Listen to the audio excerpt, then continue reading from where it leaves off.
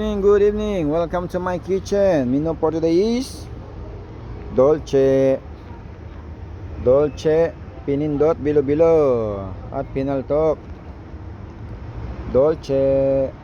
L'altra è adobo. Famoso adobo in Filippine. Per tanti ospiti.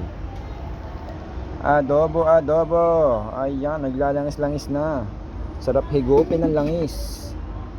Ari naman, matamis, pang kolesterol. Pampadiabetes pala. Sampa. Maring Leia. Ay, ang sarap ng aking bilo-bilo. Pinindot at pinaltok. Paling silip sa aking adobo. Ang laki ng aking lutuang adobo. Ayan. Lumutang na ang pinandot.